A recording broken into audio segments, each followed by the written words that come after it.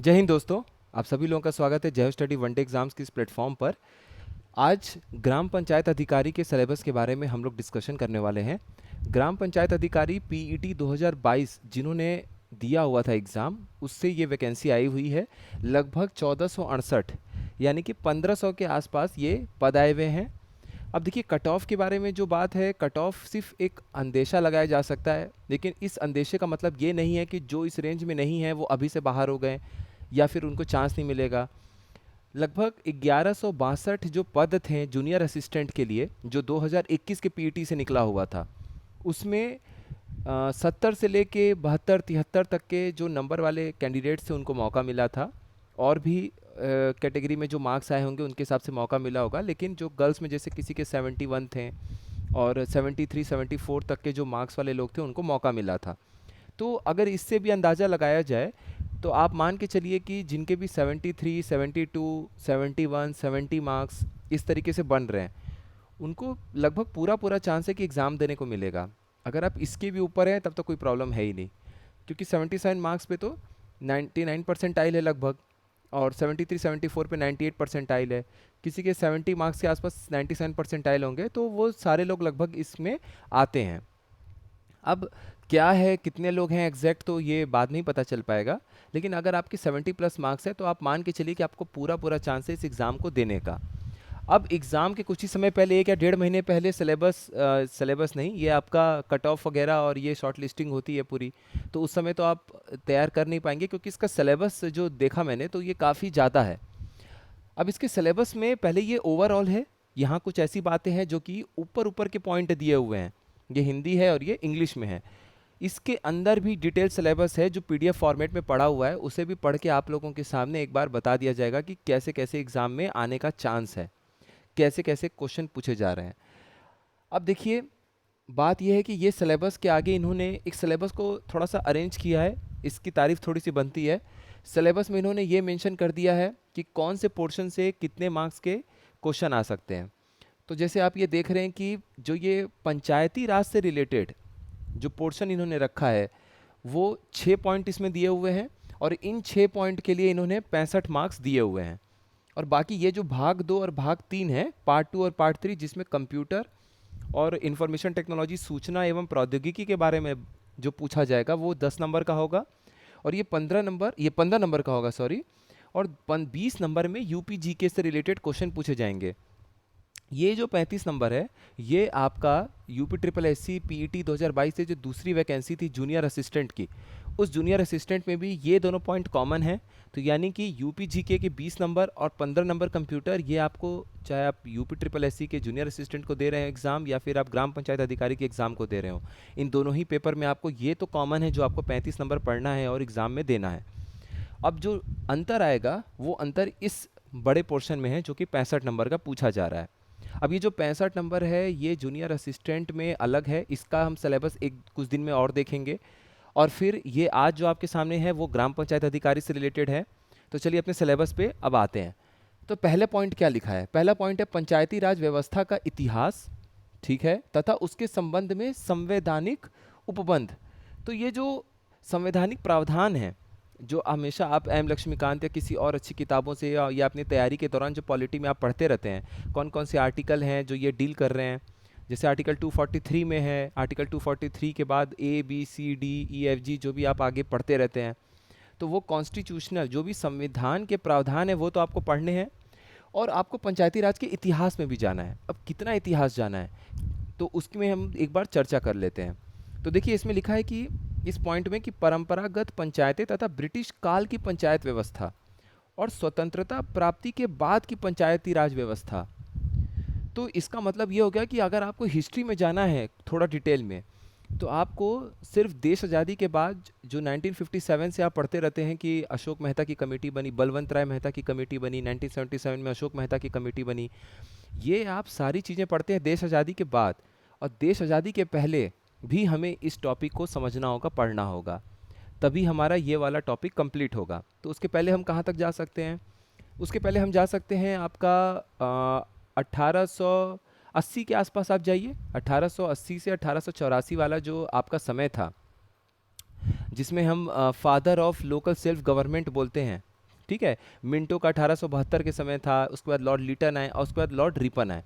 तो रिपन का जो समय 1880 से 1884 तक में, उन्हें हम father of local self government भी बोलते हैं। ये जो लोकल सरकारें हैं, ये जो पंचायतों के बारे में हम पढ़ते हैं, तो इसका कहीं ना कहीं जो उत्पत्ति है, ओरिजिन है, वो उनके समय से देखने को मिला था। उनके समय से जो ये ग्रामीण स्तर पे संस्थाएं हैं, इनको सुदृढ़ करने का काम स्टार्ट किया गया था। तो वहाँ से हमें स्टार्ट करना है। तो हमें कहाँ से शुरू करना है? बेसिकली ये जो हम इतिहास वाली ऐतिहासिक चीज़ें पढ़ेंगे, ये 1870-80 के आसपास से हमें स्टार्ट करना है। और वहाँ से हमें फिर अपने देश आज़ादी के बाद से जो भी हम समिति वगैरह है, जो भी चीज़ें पढ़ते हैं, वहाँ से हमें क्वेश्चन मिलेगा। तो देखिए ये कितने नंबर का है? 10 नंबर का है। यहाँ लिखा हुआ है history of Panchayati Raj system and constitutional provisions. तो इसमें 2 पार्ट बनेगा।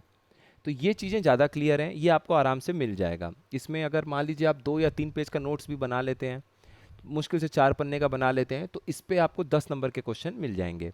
अगले टॉपिक पे आते हैं। अगला टॉपिक है पंचायतों का वर्तमान स्वरूप, ठीक है। और ये भी उत्तर प्रदेश राज्य के परिप्रेक्ष्य में पढ़ना है। तो ऐसा नहीं, अगर ये टॉपिक नहीं, ये पॉइंट नहीं लिखा होता ना कि उत्तर प्रदेश राज्य के परिप्रेक्ष्य में बताइए, तो यानी कि आपके सामने पूरे ऑल इंडिया का टॉपिक खुला हुआ था। लेकिन उन्होंने इस पॉइंट को सीमित कर दिया, आपकी मेहनत को थोड़ा सा सीमित कर दिया और बोला कि नहीं, पंचायतों का जो ये वर्तमान स्वरूप है, जो ये प्रेजेंट फॉर्म है पंचायतों का, आप इसे यूपी के ही परिदृश्य में पढ़िए, उत्तर प्रदेश के संदर्भ में पढ़िए। तो इसमें और हम क्या पढ़ सकते हैं? इसमें अगर हमें जानना होगा तो आपको देखने को मिलेगा उत्तर प्रदेश राज्य में पंचायत संस्थानों के संबंध में विधायी प्राविधान, ठीक है। मतलब कुछ कानून भी बनाए होंगे सरकार ने, उस कानून के तहत किस तरीके से स्वरूप दिया गया है पंचायतों को अपने उत्तर प्रदेश के अंदर, ये हमें जानना है। क्या स्वरूप है, क्या शक्तियां हैं, पंचायतों में आरक्षण की क्या व्यवस्था है। अब देखिए ये टॉपिक फिर से आपका संवैधानिक प्रावधान से मिलता जुलता हो गया, क्योंकि जब संवैधानिक प्रावधान में आप पढ़ेंगे किस आर्टिकल के तहत महिलाओं को आरक्षण दिया गया है, समाज में बाकी तबकों SC ST इन लोगों के लिए रिजर्वेशन रखा गया है। तो जब आप वहाँ वो चीज़ समझ गए, तो फिर आप जैसे ही इस पॉइंट पर आएंगे, तो इस पॉइंट में जैसे आप पढ़ेंगे पंचायतों में निर्वाचन और आरक्षण की व्यवस्था, तो देखिए ये फिर से कॉमन पॉइंट हो गया। राज्य निर्वाचन आयोग की पंचायत निर्वाचन में भूमिका, तो जो स्टेट इलेक्शन कमीशन है जो चुनाव कराता है, ये आप संवैधानिक प्रावधान जब पढ़ेंगे तो उसमें आपको स्टेट इलेक्शन कमीशन के बारे में जानने को मिलेगा। और फिर आप ये दूसरा पॉइंट जब पढ़ेंगे यूपी के बारे में, तो अब आपको उत्तर प्रदेश के स्टेट इलेक्शन कमीशन के बारे में भी थोड़ा सा देखना पड़ेगा। तो आप अपनी मेहनत कैसे कम कर सकते हैं कि जब आपने यहाँ संवैधानिक प्रावधान में ओवरऑल पढ़ लिया कि क्या संविधान में प्रावधान लिखे हुए हैं इलेक्शन कमीशन के बारे में, स्टेट इलेक्शन कमीशन के बारे में, तो साथ ही साथ आप यूपी का पढ़ लीजिए। जैसे ही आप यूपी का पढ़ेंगे दूसरा पॉइंट कवर हो जाएगा। उसके बाद क्या पॉइंट लिखा है? ग्राम पंचायतों का गठन, पंचायतों की समितियां, ठीक है। जैसे हम ऑल इंडिया के लिए पढ़ते रहते हैं, Balwant Rai Mehta, Ashok Mehta, LM Singhvi committee report, तो आप ये भी देख लीजिएगा कि क्या उत्तर प्रदेश के अंदर भी इस तरह की कोई समितियां खासकर किसी सरकारों में बनाई गई है। उसके बाद क्या लिखा है? ग्राम पंचायतों के अधिकार, दायित्व एवं कर्तव्य। ये तो देखिए कॉमन चीज़ है कि ग्राम पंचायत के बारे में पढ़ रहे हैं तो उनके अधिकार, जो अधिकारी हैं उनके बारे में भी हम आगे पॉइंट देखेंगे, उनके बारे में भी आपको जानना पड़ेगा, और जो पंचायत हैं उनके भी अधिकारों के बारे में आपको जानना पड़ेगा। और पंचायती राज व्यवस्था की क्या चुनौतियां एवं समाधान। अब देखिए ये ऑब्जेक्टिव क्वेश्चन से ज़्यादा, वस्तुनिष्ठ प्रश्नों से ज़्यादा ये मेंस का पोर्शन लग रहा है कि आपको चुनौतियां, समाधान ये सब समझना होगा। पॉइंट क्या है कि काफ़ी कुछ लिखने में आसानी रहती है कि आप सब बता दीजिए, सब लिख दीजिए डिटेल में, सारे पॉइंट मेंशन कर दीजिए सिलेबस में, लेकिन ऑब्जेक्टिव क्वेश्चन उससे बनेगा कि नहीं, ये हमें और आपको जानना बहुत जरूरी है। अब पंचायती राज व्यवस्था की चुनौतियां एवं समाधान पे कितने क्वेश्चन आप बना देंगे? अगर होगा भी तो एक सामान्य अंडरस्टैंडिंग, जनरल अंडरस्टैंडिंग वाली जो आपकी क्वेश्चन होंगे वही बन पाएगा। अच्छा, ये करने से पंचायत अच्छे हो जाएंगे, ये कदम उठाने से पंचायत अच्छे नहीं हो पाएंगे, ये जनरल टाइप के रहेंगे, इसमें बहुत ज़्यादा फैक्चुअल क्वेश्चन नहीं बनेगा। तीसरा पॉइंट क्या है? तीसरा पॉइंट है पंचायतों के वित्तीय स्रोत। तो मतलब फाइनेंशियल सोर्सेज के बारे में तो हमें जानना ही पड़ेगा कि इनको जो पैसे मिल रहे हैं, इनके जो वित्तीय सोर्स हैं वो क्या क्या हैं, और इनकी कार्य योजना के बारे में जानना है। अब इसमें 10 नंबर इसमें भी रखा गया है, 10 नंबर इसमें भी था, तो 30 नंबर तो हमारे ये 3 टॉपिक के हो गए। अब इसमें इन्होंने क्या मेंशन किया हुआ है ये देखते हैं।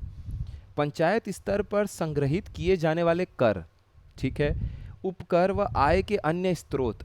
तो यहाँ पे आपसे क्वेश्चन कैसे पूछ सकते हैं? वो 4 टैक्स के नाम दे सकते हैं आपके सामने, और आपसे ये बोल दे कि इसमें से कौन सा टैक्स है जो कि पंचायत नहीं संग्रहित करते हैं? वो हो सकता है कि इनकम टैक्स, या फिर मतलब केंद्र के स्तर पे जो कर वसूले जाते हैं, या राज्यों के स्तर पे जो जीएसटी के द्वारा कर वसूले जाते हैं, उनके किसी कर का एग्जाम्पल आपके एमसीक्यू में वस्तुनिष्ठ प्रश्न बना के दे देंगे और बोलेंगे कि ये बताइए कि ये कर ऐसा वसूल सकते हैं कि नहीं, वसूल कर सकते हैं कि नहीं, इस पे भी एक प्रश्न बना सकते हैं।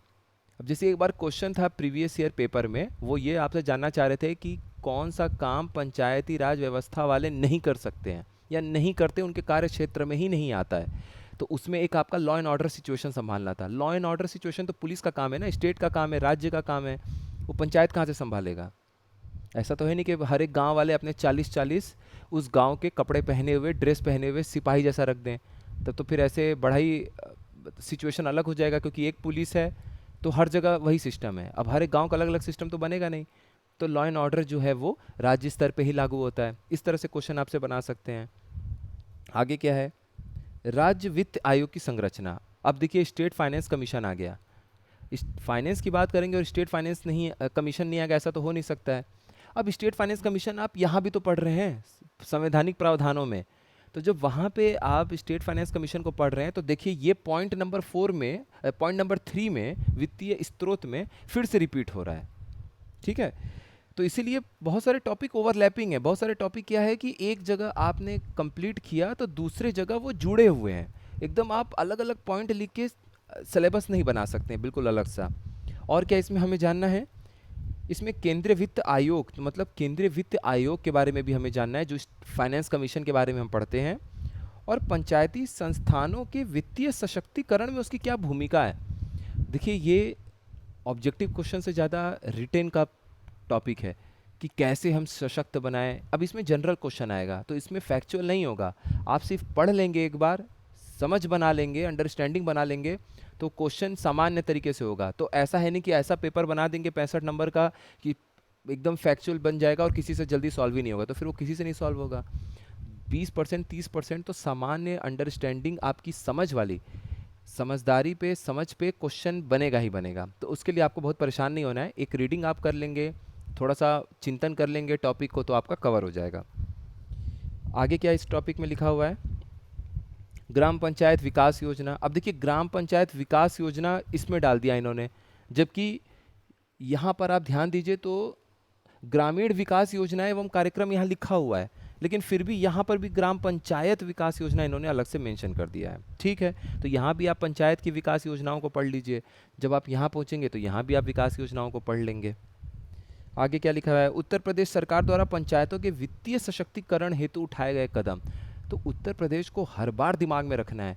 अगर आपको लगे कि हम पंचायतों को सुदृढ़ करने के लिए ये कदम उठा सकते हैं, उनके वित्तीय स्थिति को बेहतर करने के लिए ये कदम उठा सकते हैं, तो वहाँ पर आपको दिमाग में क्या एक पॉइंट और रखना है? उत्तर प्रदेश। अच्छा, यहाँ पे उत्तर प्रदेश कुछ किया है क्या? गौ सरकार यहाँ की कुछ की है क्या? ये आपको दिमाग में रखना है।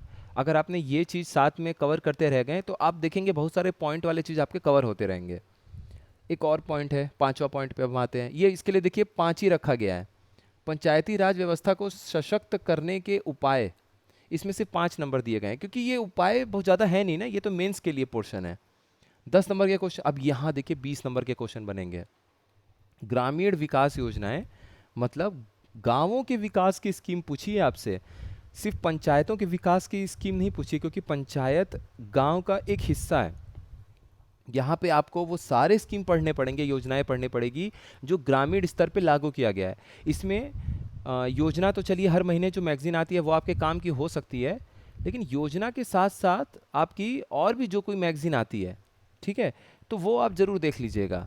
और आप जनरल कोई एक मैगजीन पढ़ते हैं तो उससे भी आपका काम हो जाएगा, आपका इसमें कवर हो जाएगा। और बाकी स्कीम है तो आप वेबसाइट पे, सरकारी वेबसाइट पे जाइए। सरकारी वेबसाइट पे जाने के बाद वहाँ पे आपको सारे स्कीम मिल जाते हैं। बहुत डिटेल जहाँ पे दिया हो तो उसके बगल में यूपीपीएससी, यूपीएससी करके गूगल पे सर्च कर दीजिए, तो वहाँ से आपको मिल जाएगा। वरना कैसे कैसे किसको क्या कवर कराना है, एक बार मेरी तरफ से भी कोशिश रहेगी। नीचे डिस्क्रिप्शन लिंक, मतलब नीचे लिंक पे आपको मिल जाएगा, डिस्क्रिप्शन में लिंक मिल जाएगा टेलीग्राम ग्रुप का। वहाँ पे पीटी के लिए अभी फ्री में तैयारी चल भी रहा है, आप ज्वाइन कर लीजिएगा। अब हम कहाँ पहुँचते हैं? अब हम पहुँचते हैं पॉइंट नंबर 5 पे। तो देखिए इसमें क्या क्या लिखा हुआ है? राष्ट्रीय ग्राम स्वराज अभियान, ठीक है। स्वच्छ भारत मिशन एवं ग्रामीण पेयजल योजना, तो भारत सरकार की जो इम्पोर्टेंट स्कीम है जो लागू की जा रही है उसके बारे में भी हमें पढ़ना है। ग्रामीण स्वास्थ्य योजनाएं, ठीक है। पंचायती राज विभाग की भी पढ़नी है, और बाकी जो भी कार्यक्रम चल रहे हैं वो हमें पढ़ना है। अब हम लास्ट पॉइंट पे आते हैं जो 10 नंबर का फिर से है, ग्राम पंचायत अधिकारियों की ग्रामीण क्षेत्रों के विकास में भूमिका बताइए। तो मतलब आप जिस जॉब के लिए अप्लाई कर रहे हैं, एग्ज़ाम देना चाह रहे हैं, उसमें हमें ये समझना है कि ग्राम पंचायत अधिकारियों की क्या भूमिका है। अब देखिए, कायदे से तो ये मेंस का लिखने वाले प्रश्न बनते हैं ये, लेकिन इसमें भी अगर आपसे पूछ दे कि उनमें क्या भूमिका है तो जनरल टाइप के ही क्वेश्चन बनेंगे। एक बार सिलेबस देख लेते हैं ये क्या पूछ रहे हैं। ग्राम पंचायत के सचिव के रूप में इनकी क्या कार्य हैं, ठीक है। तो जो भी फंक्शन, जो भी कार्य मेंशन होंगे कहीं पे, आपको एक एक पॉइंट करके पढ़ लेना है। आगे क्या लिखा है, जन्म मृत्यु पंजीकरण अधिकारी के रूप में क्या काम है। तो मतलब बर्थ और डेथ सर्टिफिकेट जो रजिस्ट्रेशन बनाते हैं, इसमें मैंने इंग्लिश में उतना नहीं लिखा है, तो बर्थ और डेथ जो सर्टिफिकेट, रजिस्ट्रेशन का सर्टिफिकेट बनता है, उसके कार्य अधिकारी के रूप में आपके क्या कार्य होंगे। आदर्श ग्राम पंचायत बनाने में क्या भूमिका है। अभी सब्जेक्टिव है, आदर्श पंचायत बनाने में आपकी क्या, ग्राम पंचायत बनाने में क्या भूमिका होगी। तो उसमें आपको यही है कि स्कीम कैसे लागू करें, बेहतर तरीके से रोड कैसे बनाएं, और जो जो आपके जो चुने हुए प्रतिनिधि हैं उनके साथ बेहतर तालमेल हो, ये सब टाइप की चीज़ें आप पढ़ेंगे इसमें। आत्मनिर्भर ग्राम पंचायत बनाने में क्या भूमिका है। तो मुझे लगता है जहाँ पे ये ऑब्जेक्टिव क्वेश्चन जो आपसे पूछ सकते हैं इस पॉइंट नंबर 6 में, वो आपका रहेगा कि ग्राम पंचायत के सचिव के रूप में क्या काम है। वो काम आपको लिस्ट पूरा देखना पड़ेगा एक एक करके। और जन्म मृत्यु पंजीकरण अधिकारी के रूप में आपके क्या काम है ये देखना पड़ेगा। आदर्श ग्राम पंचायत, आदर्श ग्राम स्कीम जो लागू की गई है एक बार उसमें देखना पड़ेगा, हो सकता है उसमें ये मेंशन हो उस स्कीम में कि एक अधिकारी के रूप में हम कैसे उसे बेहतर कर सकते हैं। तो इसमें भी आम समझ पे आपके प्रश्न बनेंगे। और बाकी ये दोनों जो पॉइंट है, सचिव के रूप में और जन्म मृत्यु पंजीकरण अधिकारी के रूप में, इसमें क्या कार्य है वो कार्य आपको पढ़ने पड़ेंगे, उस पर क्वेश्चन बन जाएंगे। तो 65 नंबर में कुल मिलाकर इस तरीके से हमारे पास क्वेश्चन बनेगा। बाकी आपके सामने ये है कंप्यूटर एवं सूचना प्रौद्योगिकी। कंप्यूटर में वही जनरल बातें लिखी गई हैं, ईमेल, सोशल नेटवर्किंग, www के बारे में परिचय, साइबर सुरक्षा के बारे में जो भी न्यूज़ आ रहा है। अब देखिए इसमें करंट अफेयर के भी क्वेश्चंस होंगे, तो ये भी चांस है कि 15 नंबर में जब वो आपसे क्वेश्चन पूछेंगे तो 7-8 क्वेश्चन करंट अफेयर के भी पूछ सकते हैं, क्योंकि हर एक क्वेश्चन 1 नंबर का है। और आपके सामने इस तरीके से आप जोड़िए तो 20 और 35 क्वेश्चन 35 नंबर, और 65 क्वेश्चन 65 नंबर। तो 2 घंटे में 100 क्वेश्चन 100 नंबर, 2 घंटे में 100 क्वेश्चन है ना, हाँ, 100 क्वेश्चन और 100 अंक ये है। तो एक क्वेश्चन 1 अंक का है आपका। और इस तरीके से आपको देखना पड़ेगा कि किस किस तरह ये बना सकते हैं क्वेश्चन। तो इनमें कैसे 10 बन सकते हैं, इनमें कैसे 10 बन सकते हैं। जब आप टॉपिक को समझने की कोशिश करेंगे डिटेल में और नोट्स वगैरह रिवाइज करते रहेंगे तो आपको आइडिया लग जाएगा कि किस तरह से क्वेश्चन पूछा जा रहा है। और 20 नंबर में आपका यूपीजी के है। तो चाहे आप जूनियर असिस्टेंट दे रहे हो, चाहे आप ग्राम पंचायत अधिकारी दे रहे हो, चाहे आप भविष्य में आने वाली पीटी 2023 के बाद कोई एग्ज़ाम दे रहे हो, उसमें आपको ये समझना बहुत ज़रूरी है कि 35 नंबर का ये अब कॉमन ही रहने वाला है। हो सकता है किसी किसी एग्ज़ाम में इसका वेटेज बढ़े, यूपी जीके का और कंप्यूटर का। तो कंप्यूटर और यूपी जीके अब आपको साथ साथ कंप्लीट करना है, और ये तो आपको छोड़ना ही नहीं है किसी कीमत पे। ये बदलेगा, यहाँ बदलाव होगा, यहाँ मार्क्स में बदलाव होगा, सिलेबस में नहीं। हो सकता है किसी एग्ज़ाम में 20 नंबर का यूपी जीके हो, किसी एग्ज़ाम में 30 नंबर का पूछ ले। तो ये आपका ग्राम पंचायत अधिकारी का एक सिलेबस है। जूनियर असिस्टेंट के सिलेबस में ये दोनों भाग 2 और भाग 3 कॉमन रहेगा, सेम है। यहाँ बदलाव हो रहा है, हिंदी पढ़नी है, उसमें रीजनिंग भी है, उसमें आपका जीके भी है, ये 3 उसमें नया जुड़ जाता है। तो उसे भी एक बार हम चर्चा कर लेंगे, छोटा सा वीडियो रहेगा, ज़्यादा समय नहीं लगेगा आपका। बाकी तुलना तो हो ही गया है कि ये दोनों कॉमन है, वो अलग है। अब ये आप समझ चुके हैं तो वहाँ भी आराम से हो जाएगा। डिस्क्रिप्शन लिंक में पीईटी के लिए फ्री जो भी मटेरियल, जो भी चीज़ें चल रही हैं, वो आप ज्वाइन कर लीजिए उस ग्रुप को, तो उससे आपको फ़ायदा हो जाएगा। बाकी हमने ये आज सिलेबस कंप्लीट कर लिया है। अब अगला जो हमारा वीडियो होगा वो जूनियर असिस्टेंट पे देख लेंगे, और पीटी के लिए जो भी आपके लिए वीडियो आ सकता है वो आपके सामने आता रहेगा। बहुत बहुत धन्यवाद आप सभी लोगों का।